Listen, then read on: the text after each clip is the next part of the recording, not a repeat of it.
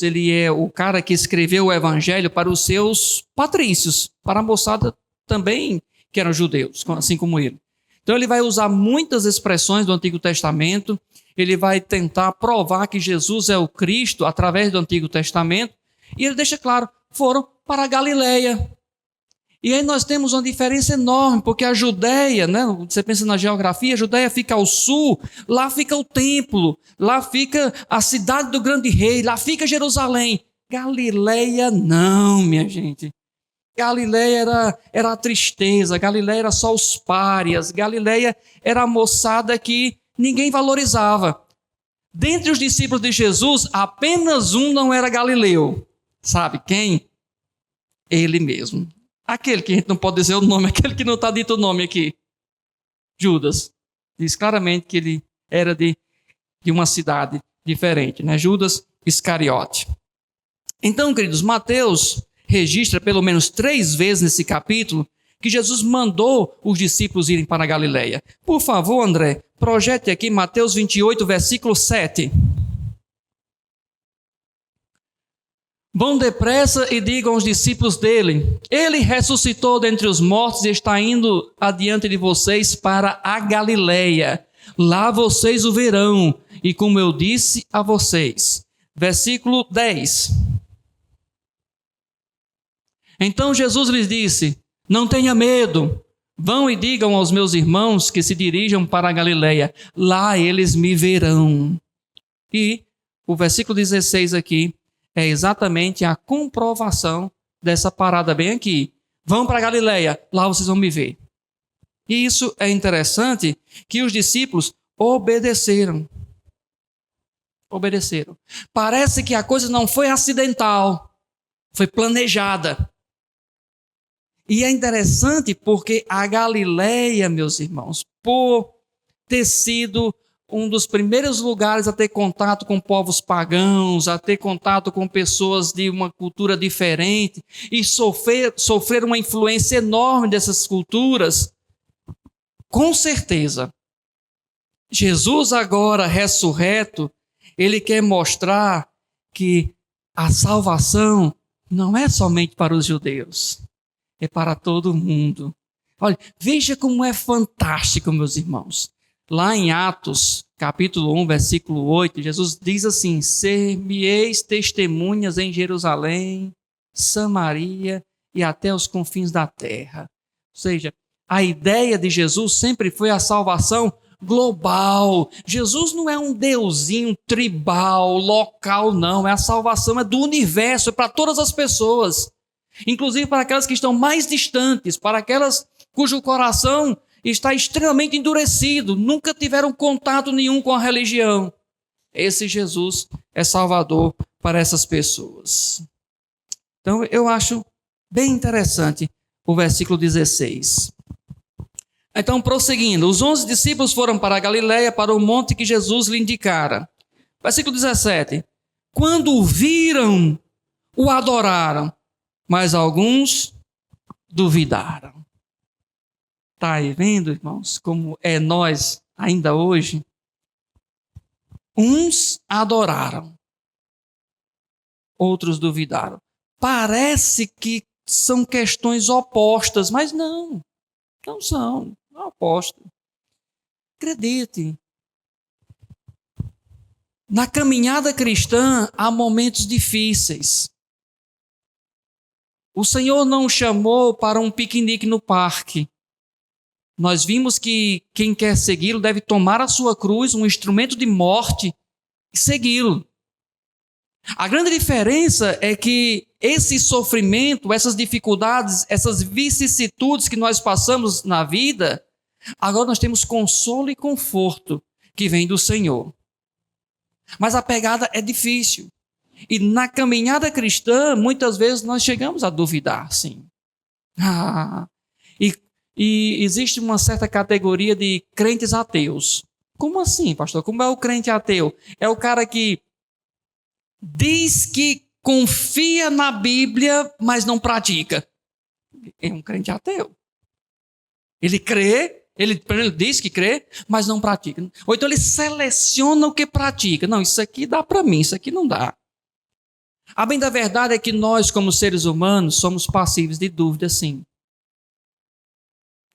Em momentos de fé, às vezes nós estamos assim como Elias, derrotando os profetas de Baal, menino. Parecido assim, o Gohan e o Goku. Negócio bacana. Mas às vezes a gente está assim, como Elias, mas com medo, na caverna. Olhe que Elias derrotou 400 profetas de Baal e estava com medo de uma mulher, de Jezabel. Se bem que Jezabel era para tocar terror mesmo, minha gente. Mas eu quero dizer que não é errado você duvidar. É errado você procurar a resposta fora de Jesus. Tem muitas pessoas que abandonam a fé porque começam a duvidar e buscam respostas na filosofia, nas ideologias, e essas respostas nunca satisfazem. Nunca. Somente Cristo satisfaz. Então o texto mostra a realidade dos seres humanos. Uns adoraram e outros duvidaram. Versículo 17, versículo 18. Então, Jesus aproximou-se deles e disse: foi-me dada toda a autoridade nos céus e na terra. Oh, meus queridos, Jesus sempre teve toda a autoridade. Mas agora, não se esqueça, ele está ressurreto. Ele venceu definitivamente a morte. Ele venceu definitivamente Satanás. Ele venceu definitivamente todas as ideologias do mundo. Por isso ele diz toda. E é interessante porque a palavra toda aqui significa uma totalidade. Tudo. Não tem mais do que temer. Toda autoridade. Aí quando você diz assim, de boa, toda autoridade, mas para que me serve isso? Aí quando você liga essa expressão para a última expressão do versículo 20, e eu estarei sempre com vocês, não dá um conforto não, minha gente? Quem está comigo é alguém que tem toda a autoridade. Porque às vezes quando o gerente manda você fazer algo, você fica assim, quem é que ele está pensando que é? Ele não é nem o dono da empresa. Aí quando o dono manda na empresa, é você, agora eu vou obedecer. Alguém aqui tem irmão mais velho? Levante a mão. Pronto. Já teve a experiência do irmão mais velho dizer, lava os pratos. Quem é você na fila do pão para mandar lavar? Agora quando papai e mamãe manda, quem tem coragem de pensar até que pensa, mas não diz nada? Então, eu estou querendo comparar com você a dimensão da autoridade, de pessoas que exercem alguma autoridade em nossas vidas, e agora maximizar isso para a pessoa de Jesus e para aquele que segue Jesus. Toda autoridade me foi dada e eu estarei com vocês. Ou seja, não tem mais nada que impeça o reino de Deus. Nada, absolutamente nada. Toda autoridade no céu e na terra. Ele é Senhor. É Senhor. O mandamento final de Jesus é que jamais percamos de vista a abrangência global de sua declaração. Toda autoridade. Aí agora sim, sabido disso, que ele tem toda a autoridade, que ele venceu todos os inimigos, aí nós vamos para o versículo 19. Portanto, vão e façam discípulos de todas as nações, batizando-os em nome do Pai, do Filho e do Espírito Santo. Beleza. Vocês agora estão com toda a autoridade. E na nossa versão, né, tem o vão, que é um imperativo. Mas no original, no texto em que foi escrito original na língua grega, aqui só tem um imperativo. É o façam discípulos. A ordem é fazer discípulos. Essa é a ordem que o Senhor deu. Agora, o que é que rola? Quando ele diz assim, façam discípulos de todas as nações, as pessoas pensam que são nações politicamente organizadas. Vai lá no Brasil, vai lá em Portugal, Venezuela, mas na época do Senhor Jesus não tinha isso. E mesmo que tivesse, eu acho que ele não diria isso. Acho que ele diria realmente todas. É porque a expressão aqui em grego é etne, que vem a nossa palavra etnias. E aí, se nós pensarmos aqui que só em tribos indígenas, nós temos aqui, eu acho que dezenas de etnias diferentes.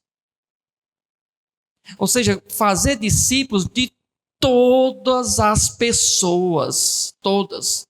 Se pensarmos na pegada urbana que nós vivemos aqui, hoje tem certas tribos.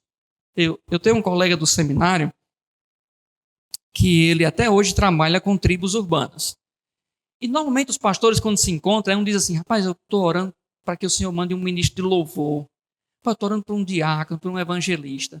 Aí eu encontrei com o Dan, né? E aí, Dan, como é que estão as coisas? Pai Julião, estou orando por um tatuador. Que negócio estranho. Por quê, Dan? Porque eu consegui entrar lá na tribo dos mendigos. Digo, na tribo dos mendigos E aí tem uma moçada lá do skate que, se eu conseguir um tatuador crente, eu acho que vai dar certo. Tá bom, vou orar então por um tatuador, já que você quer um tatuador. Ou seja, são tribos que falam linguagem totalmente diferente, que precisam do evangelho e que Deus capacita discípulos que tenham amor ao evangelho para levar essa palavra para eles. Então não tenho dúvida que Dan é o grande homem de Deus lá na área urbana do Recife para evangelizar essas pessoas. Skatistas, surfistas, e ele entra nessa pegada. Se pensarmos nas tribos indígenas, se nós pensarmos nas tribos mais remotas que nós temos, precisa ouvir o evangelho. Não é somente mandar para outro país. Por isso, a abrangência é muito grande. Agora, fazer discípulo não é só chegar e dizer: vamos lá, vamos seguir Jesus, vocês estão aí sem fazer nada, Jesus está também, vamos lá, quem quer? Rifando Jesus, não. Ele diz que tem duas coisas aqui que precisam ser observadas. Olhe para o seu texto e marque bem isso aí. Vão e façam discípulos de todas as nações, batizando-os em nome do Pai, do Filho e do Espírito Santo. E versículo 20, ensinando-os a obedecer a tudo o que eu lhes ordenei. Duas coisas temos aí. Batizar e ensinar. O batismo, aí vem aquela coisa, né? Quem deve ser batizado? Queridos, é quem confessa que Jesus Cristo é o Senhor. Agora, o próprio Jesus nos alerta para termos cuidado com uma certa confissão que é somente de boca e não do coração. Lembra quando ele diz assim: muitos dirão naquele dia: Senhor, em teu nome eu expulsei até demônio. Eu nunca vos conheci. Então, existe uma classe de discípulos que é só de boca, é só nominal. Basta você dar uma olhada no censo. No censo. Eu era pastor no interior do Piauí e a igrejinha lá não passava de 50 pessoas. Né? Ele pegou o censo, olha aqui, 100 e tantas pessoas, disse que é crente batista.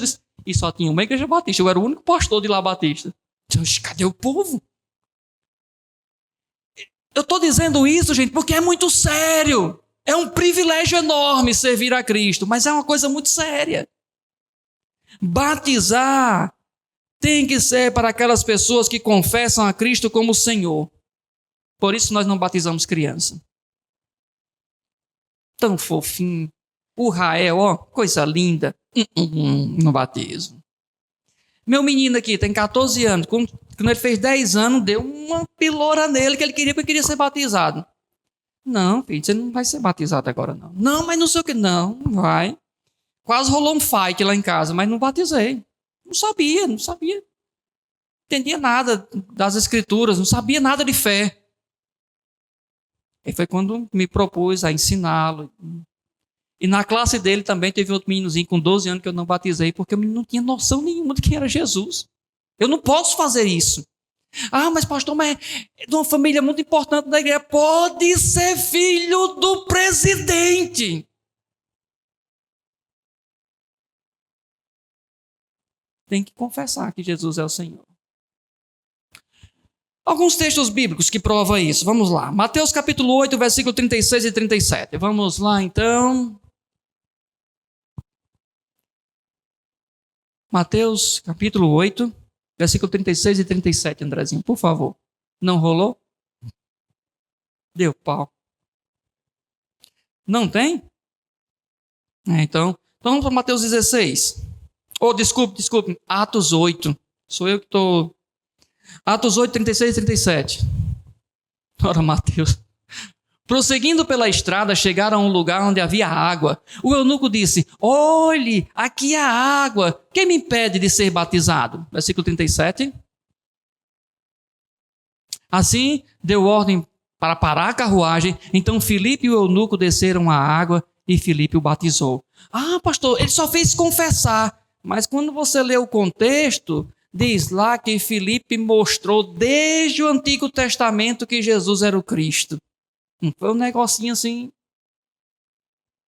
Outro exemplo, Mateus 16, 30 a 33. Mateus não, desculpa, Atos. Paulinha está me confundindo aqui. Atos 16, versículo 30. Então levou-os para fora e perguntou: senhores, que devo fazer para ser salvo? Eles responderam: creia no Senhor Jesus, serão salvos você e da sua casa. Em seguida, pregaram a palavra de Deus a ele e a todos da sua casa. Naquela mesma hora da noite, o carcereiro lavou as feridas deles. Em seguida, ele e todos os seus foram batizados. Primeiro, crê. E por último, 18, versículo 8. Atos 18, versículo 8. Crispo, líder da sinagoga, creu no Senhor, ele e toda a sua casa. Além disso, dos coríntios que o ouviam, muitos criam e eram batizados. Ou seja, o batismo é para quem crê. É para quem exerce fé em Cristo Jesus. Quem crê que ele foi o Cristo, que crê que ele realmente é o único Salvador. Agora, o batismo no Novo Testamento está relacionado a uma outra coisinha, que é mais difícil. Arrependimento. Arrependimento, gente, a palavra grega é metanoia. Ela significa um giro de 180 graus. Você está caminhando aqui para a direita, se arrependeu. Volta para cá e caminha pelo outro lado. Nous, em grego, é mente. Meta, né? O pessoal lembra da metafísica, né? Que era alguma coisa que estava além da física. Então, é alguma coisa que está além da mente. É uma mudança total da sua forma de pensar. Por isso que no nosso processo de evangelização, o que é que a gente diz?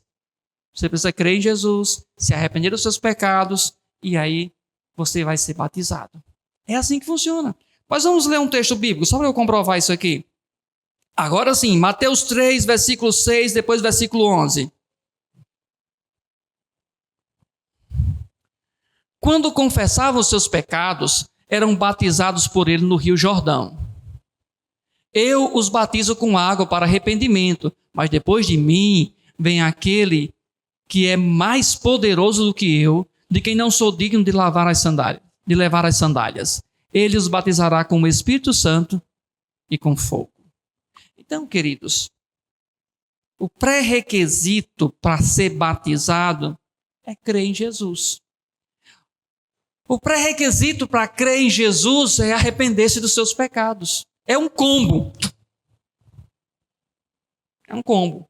Arrependo dos meus pecados, creio em Jesus e sou batizado. Só que o texto diz mais uma coisa, não é somente ser batizado, precisa o quê? Versículo 20. Ensinando-os a obedecer. As pessoas convertidas a Cristo e agora batizadas, elas têm um compromisso ad eterno com o ensinamento da palavra, com o doutrinamento, ou com uma palavra que os crentes deixaram de dizer, mas é muito importante, com a catequese. O pessoal acha que catecismo é coisa de igreja católica. Não, gente. Os melhores catecismos que nós temos desde o século XVI. Lutero, ele tem o catecismo maior e o catecismo menor, que são para as crianças. É o quê? Perguntas e respostas. É um compromisso com o ensino da palavra de Deus. É por isso que meu compromisso como pastor principal, pastor principal, meu principal compromisso com os irmãos é com a fidedignidade do ensino das Escrituras. Eu não posso ensinar outra coisa que não seja as Escrituras, tanto no coletivo aqui, quanto no individual. Quem já fez aconselhamento bíblico, alguma parada comigo de conversa, sabe que eu jamais chego e digo, você tem que fazer isso. Não. Bom, mano, o negócio é o seguinte, as Escrituras dizem isso aqui, isso aqui. Se você estiver caminhando aqui, vai dar papa no ventilador. Se fosse você, eu não ia. Então, é assim. No coletivo e no individual. É a palavra de Deus. É ela que é a nossa regra de fé e prática. Então, queridos, a ideia principal dessa sentença é que deve fazer discípulos. Nós. Mas esse fazer discípulo mediante o batismo e o ensino. Aí alguém pode pensar assim, mas pastor, então vocês inverteram hoje. Vocês primeiro ensinam para depois batizar, é? Queridos, isso é uma prática muito antiga da igreja. Ainda no primeiro século, a segunda geração de cristãos já estavam ensinando para depois batizar. Já era normal isso. Então, deixe-me tirar aqui. Só comentar a última frase que eu já falei. E eu estarei sempre com vocês até o fim dos tempos. É um conforto, é um consolo enorme. Uma vez que você foi verdadeiramente convertido a Cristo, tenha certeza, Ele passa a viver com você, a habitar com você na pessoa do Espírito Santo de Deus. Não é à toa que nós batizamos em nome do Pai, do Filho e do Espírito Santo. E só um detalhe que eu não falei, diz assim, versículo 19, façam discípulos de todas as nações, batizando em nome. Perceba que está no singular, em nome. E não através dos nomes. Não é plural, é singular. É a Trindade, Deus, o Pai, o Filho e o Espírito Santo. Nós dependemos totalmente a salvação desse Deus maravilhoso que nós chamamos de Trindade. Algumas lições, meus queridos, para nós, desse texto maravilhoso. Primeira delas, lembre-se o tema. Façam discípulos em obediência à palavra de Deus. Jesus quer ser obedecido de forma completa. Sua comissão não era fazer discípulos de Israel, mas das nações, os de fora, os pagãos, as pessoas que eram consideradas impuras, todos. Muitos cristãos estão falhando em obedecer essa ordem. Uns por preguiça. Jesus vai salvar todo mundo, para que eu vou fazer discípulo? Ele não é Deus? E foi isso que motivou o William Carey no século XVIII, quando numa reunião, ele querendo ir evangelizar a Índia, um homem disse, sente-se jovem, porque se Deus quiser salvar a Índia, não vai ser através de você.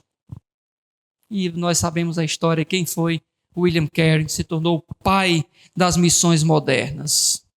Então, muitos cristãos estão desobedecendo essa ordem, uns por preguiça e outros estão no lado oposto.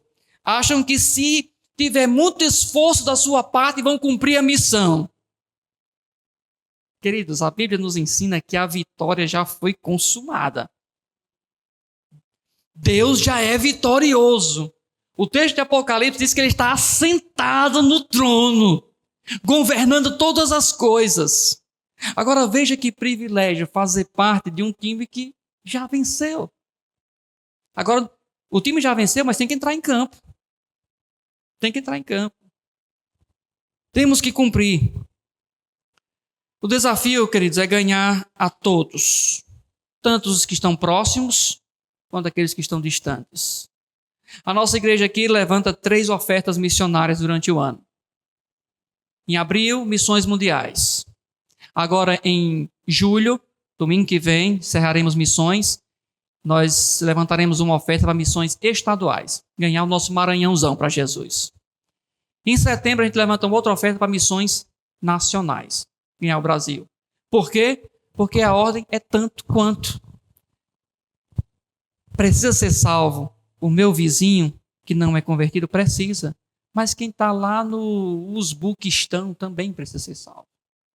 E se eu não for, eu posso contribuir para que outra pessoa vá. Agora, é importante não confundir obediência à palavra de Deus com legalismo. O discipulado bíblico é centrado no Evangelho. O discipulado verdadeiro não está baseado em legalismo. Faça isso ou não faça aquilo. Na Bíblia, há exigências morais, sim. Um discipulado cristocêntrico é mais que moralidade, mas nunca menos. Então não confunda. Porque quando você está num processo de discipulado e a pessoa está ainda no processo de mudança de hábitos, né? Aí a pessoa diz, não, deixe de beber porque isso é pecado. Se você continuar, você vai para o inferno. Quando, na verdade, nós precisamos entender por que é que essa pessoa está fazendo isso. Às vezes ele tem uma enfermidade, ele desenvolveu uma dependência química. E agora, à luz das Escrituras e crendo no poder do Evangelho, que você vai fazer orientações para que ele possa deixar esse mau hábito. E da mesma forma se aplica àquele que é controlador, àquele que é fofoqueiro, àquele que é mentiroso. Tudo isso é discipulado. Não é somente dizer, por exemplo, suponhamos que alguém se converteu, creu em Jesus, foi batizado e entrou em um discipulado com a irmã Paulinha. E aí a pessoa mente que o pé não sente. Você acha que ele não sabe que mentir é errado, minha gente? Será que ele não sabe que você precisa dizer, ó, mentir é errado, mentir é coisa do cão. Ó, Satanás é o pai da mentira, seu Pinóquio. Ele sabe que mentir é errado, minha gente. Ele precisa de subsídios através do Evangelho para deixar esse mau hábito. E aí, como discipulador, a gente precisa estar próximo e sempre orientando com graça. Com graça, da mesma forma que Jesus agiu em nossas vidas. Bom, façam discípulos em obediência à palavra de Deus. É por isso que nós pregamos o Evangelho. Segundo, em conformidade com a palavra de Deus. Há 2 implicações. Primeiro, para estar em conformidade com a palavra de Deus, precisa haver integração dos novos convertidos. Todo convertido deve ser batizado e integrado à igreja. Como nós vimos, o batismo é para quem crê. Mas uma verdade que todo mundo sabe aqui, mas não custa nada lembrar. O batismo não salva.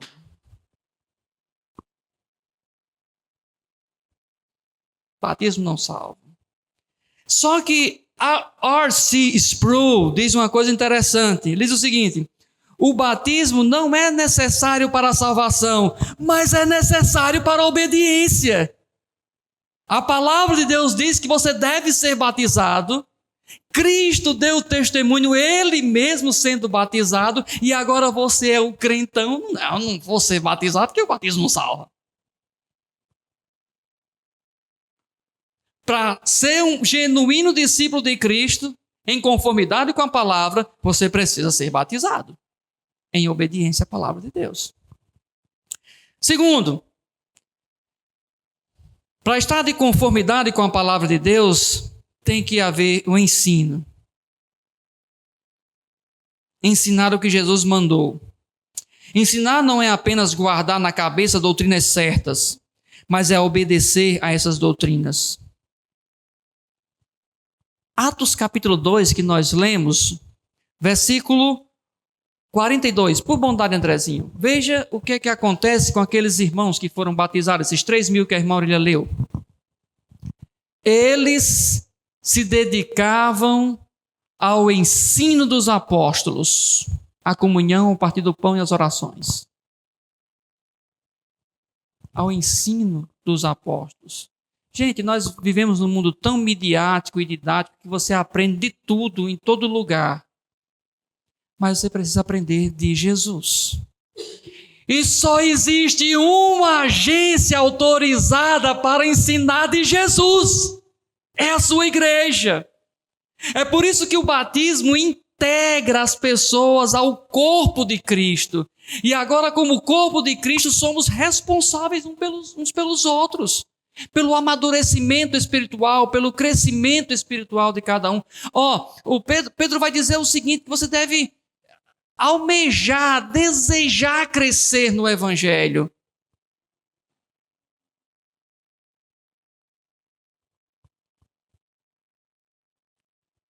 Não é a doutrina pela doutrina, mas a doutrina correta, gente. Uma doutrina errada, ela vai estragar a sua vida espiritual. Aí a pessoa diz assim: mas pastor, mas lá na igreja lá, assim, tem coisa boa também. Como diz a moçada aí, minha gente. Um relógio quebrado, ele acerta as horas pelo menos 2 vezes. Tem que tomar cuidado, gente. Veja o que Paulo diz em 2 Timóteo capítulo 4, versículo 3 e 4. 2 Timóteo capítulo 4, 3 e 4. Pois chegará o tempo em que não suportarão a sã doutrina. A sã doutrina, a doutrina saudável. Ao contrário, segundo os seus próprios desejos, juntarão para si mesmos mestres que lhe digam que os seus ouvidos coçando desejam ouvir. Está entendendo como a gente não pode se dar ao luxo, como discípulo de Cristo, de ouvir somente o que a gente quer ouvir? Pô, pastor, eu saí de casa tão mal hoje, isso ainda vem com essas lapadas. Meu irmão, minha irmã, minha intenção não é dar lapada em ninguém. Deus o livre da necessidade disso. Eu não bato nem nos meus meninos. Mas se o confronto é de Deus, você precisa receber. O que você tem procurado no discipulado de Cristo? É a sua satisfação pessoal? Não vai rolar, gente. Não vai.